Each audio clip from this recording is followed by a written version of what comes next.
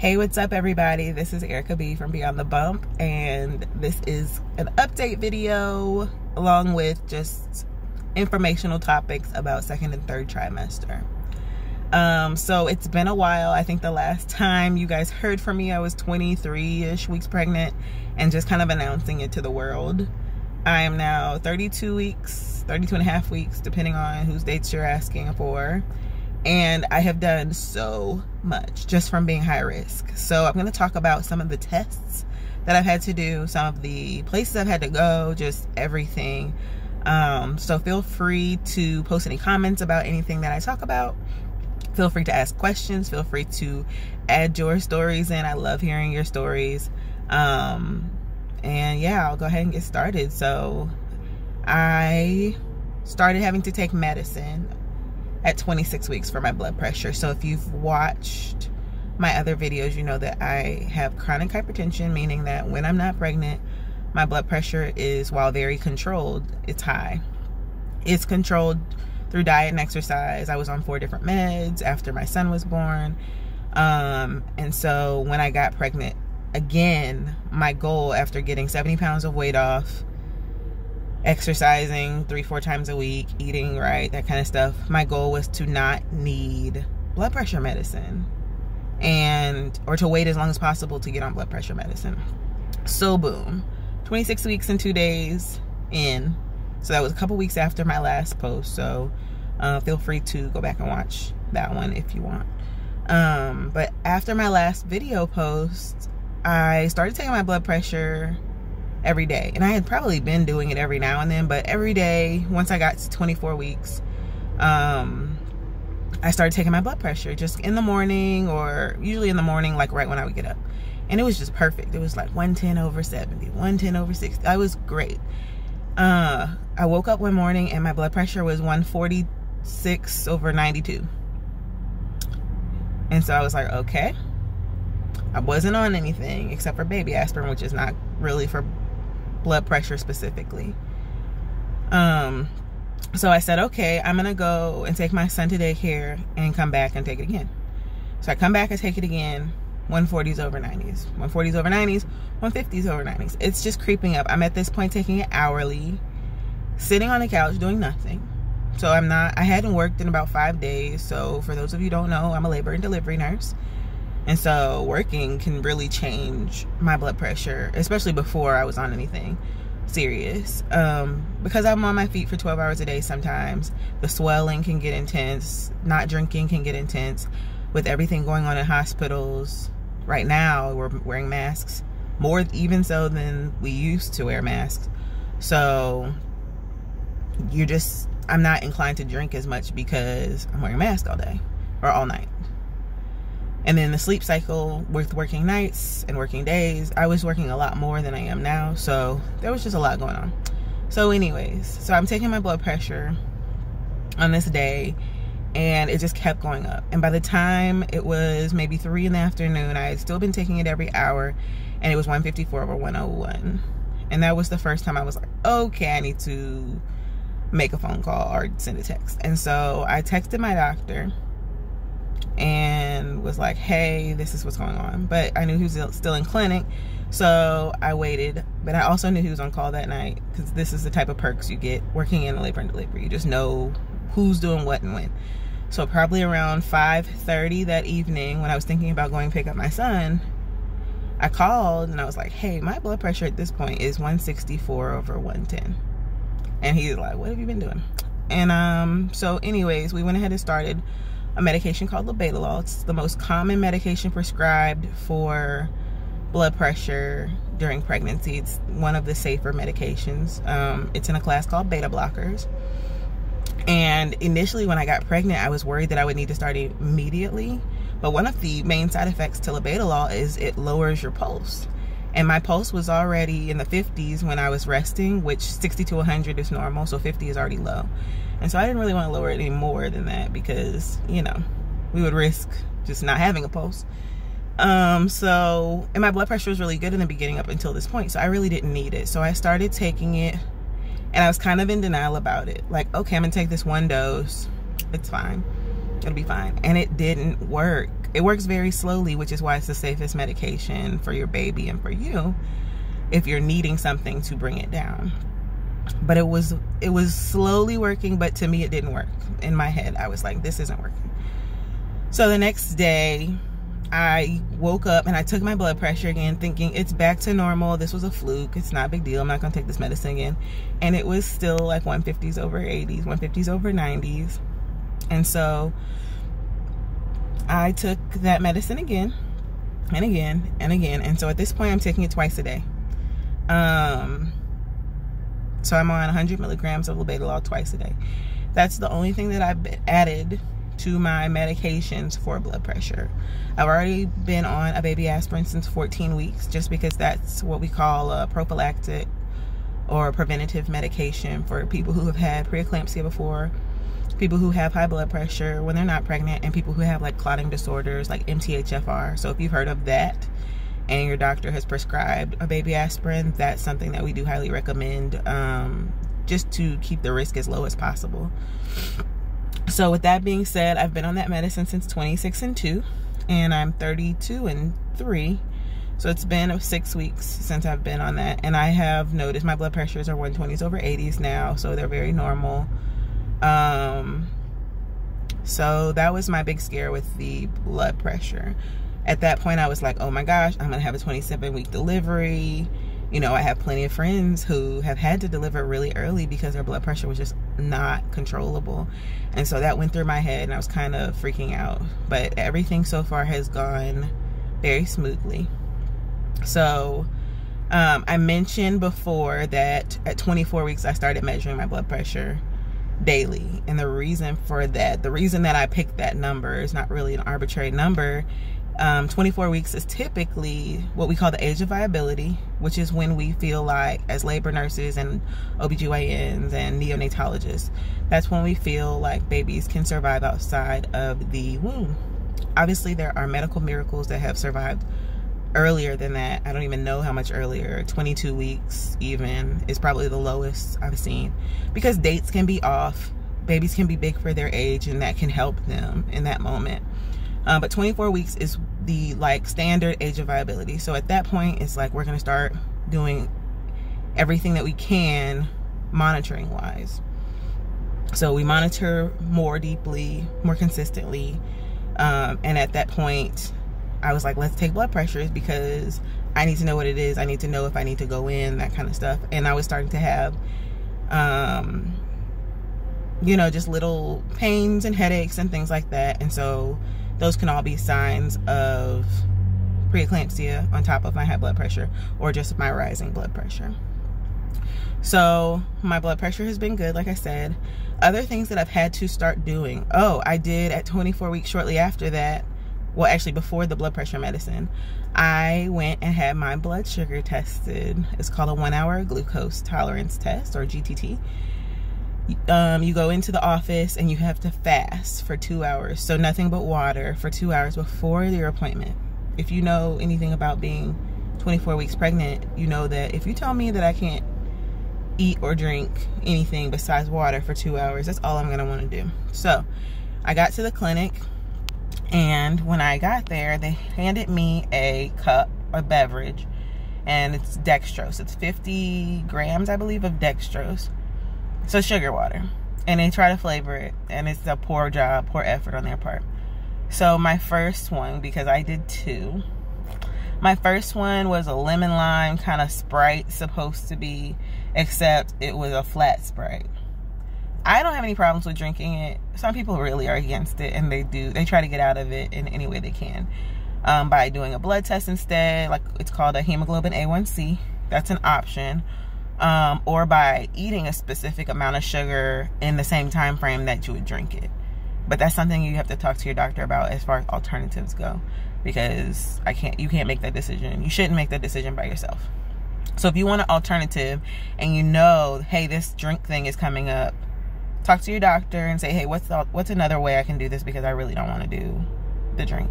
And they are usually pretty flexible about it. So I did mine. I drank the drink. You have 5 minutes to drink this drink. And mind you, I was doing pretty low carb dieting at that time. I had started doing low carb dieting after my birthday in April. And I didn't really want to drink all the sugar. I was scared about crashing and things like that. And so I drank it. An hour later, they check your blood sugar, and mine was 97, which is perfect. But I didn't eat after that for several hours, so I did start crashing pretty heavily. So if you know that you don't tolerate a lot of sugar well, or you don't usually eat a bunch of sugar, please, please, please have something with some protein after your test is over and you go home, because I crashed so hard. It was just like, I felt like I was going into a coma. So, and what typically can happen is your body tolerates all this sugar, and then your insulin spikes, and so your blood sugar goes down too low. And me just being the horrible patient I am, I let that happen. So I started seeing the high-risk doctor after that. High-risk doctor, or maternal fetal medicine, or perinatologist. These are all the same thing, pretty similar, at least in this region of the country, in the Midwest. So I started seeing him after that, and we realized that our baby is growing really quick. Well, he wasn't growing quickly, he was just big. He was at the 98th percentile for weight, so he was measuring about 2 weeks ahead, even that early, which was shocking, because when you have high blood pressure, your babies are usually smaller because they're getting too much blood pressure and not enough perfusion of the blood. Because if you're putting so much pressure on your vessels, you're not getting a lot of blood flow through them.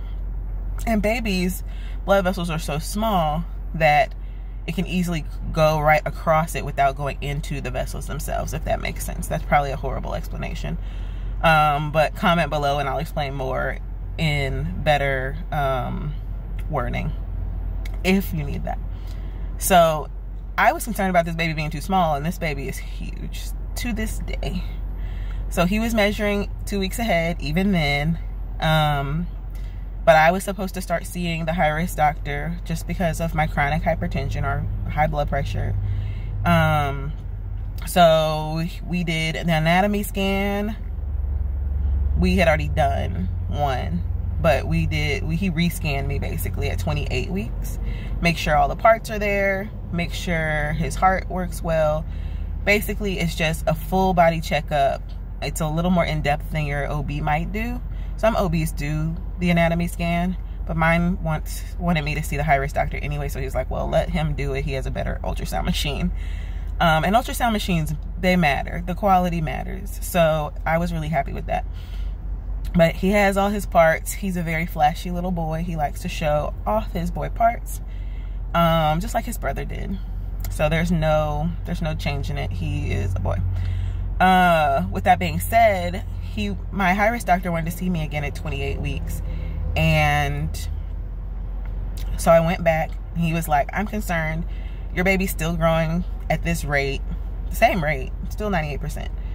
And what that means is, if you took 100 babies that are the same gestational age or the same like weeks pregnant. So if my baby's 28 weeks and there are 99 other babies that are 28 weeks in gestation, my baby's bigger than 98 of them. So it's just like the edge of too big. And at that early of an age, that was a concern. It's still a concern now, but at that age, we were certainly concerned, because it's like, is this going to jump quickly? Are you really diabetic and we missed it? So he had me ask my OB to do another 1-hour glucose tolerance test. The second one, I got the orange drink. The orange drink is gross, more gross than a lemon lime. And my test was normal. It was 107. So if you know anything about diabetes or blood sugar, we wanted to be under 135 to 140, depending on your doctor and your lab. 107 is normal. So I'm not diabetic. It's just my genetics and my husband's genetics make big babies. I'm not super surprised. So with that being said, we repeated that around 28 or 29 weeks. Since then, I've seen my regular OB doctor. We're at every 2 weeks now, which starts around 28 weeks. That's pretty normal, actually. I see a high-risk doctor every 4 weeks. And now I'm going for what's called an NST, or a non-stress test. So a non-stress test is where you go to a facility, a clinic, a hospital, wherever, and they put you on the baby monitors. So they put the baby belts on you so you can hear your baby's heartbeat. And we're looking at the paper that prints out with it, or the strip that, you know, monitors with it. And we're looking for very specific things that we're taught in fetal monitoring class. And I actually teach that class. So I'm watching this paper as it's happening. I'm feeling for movement. And so I had my first one a week ago. No, I had my first one yesterday, actually, a true non-stress test. And so that's just to make sure that baby's oxygenated, baby's happy, baby's healthy, and that we're what we call reassured by your baby's heart rate, and the heart rate changes. So we want your baby to be able to change his or her heart rate at will, because we can. So if you think about it, when we lay down, our heart rate drops. If you're going to sleep, your heart rate kind of finds a lower spot than if you were to take off running. When you take off running, your heart rate should spike. We expect it to spike. That tells us that your brain can tell your body what to do. Your brain connected to your heart, and it goes into what we call fight or flight, and it tells your heart to either speed up or slow down based on what's stimulating it. Before 28 weeks, your baby is not running off of that part of the brain. It's running purely off of a part of the brain that says to go. Just go, just go. So for that reason, your baby's heart rate might be higher in early gestation. It might be 150, 160. And as your baby ages in gestation, we expect it to become lower. So my baby's heart rate baseline was 120. So basically it was 120, and we'd have increases every now and then that says, hey, I'm excited, or I'm probably pretty pissed. Honestly, we just like to say your baby's happy, but your baby's probably upset that we're messing with him. So that's just what that is. So I'll do that every week until I deliver. It might change to twice a week, just depending on what other risk factors pop up. But right now we're doing that weekly. So that's called a non-stress test. So yeah, that is the update on me. That is a couple of tests that we had to do. Oh, I forgot my 24-hour urine. 24-hour urines are great. It's not true. A 24-hour urine is where you literally collect your pee in a jug for 24 hours. And if you think that sounds easy, it has to be refrigerated. So that means you can't really go very far, because you have to collect every drop. If you miss a drop, you're supposed to start all over. So you're just confined to your home, and you're collecting your pee, and you're putting it on ice. You don't have to put it in the refrigerator, but it has to be cold. So you have to keep it on ice for those 24 hours, and then you have to bring this jug or jugs to a lab and hand them in. So I got to do that. 24-hour urine checks typically for protein in the urine.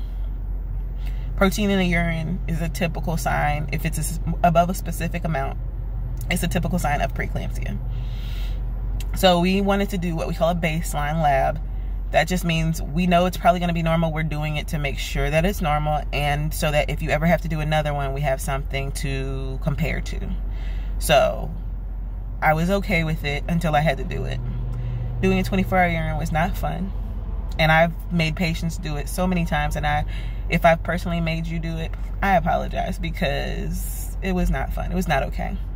I'm fine, obviously, and being very dramatic, but it was not okay. Like, just dragging around your pee everywhere you go if you have to leave, or holding your pee until you get home so that you can pee in this cold jug, is just not. And then trying to make sure you get every drop of pee when you're pregnant, like, it's really hard to see all that. So with that being said, I apologize in advance if you've ever had to do one, or if you ever have to do one. I'm glad that one is over. I'm hoping to never have to do it again. If my blood pressure stays good, then I probably won't, because usually that's a sign that you need to do one. It's just having the high blood pressures. So with that being said, I'm trying to think if there's anything else to update, any other tests that I've had run. But I think that's it. So thanks for joining me on Beyond the Bump. Like I said, feel free to like, subscribe, comment, question, give your stories. And I will be checking back with you guys shortly, as long as I can keep my focus and my placenta allows for it. So have a great day.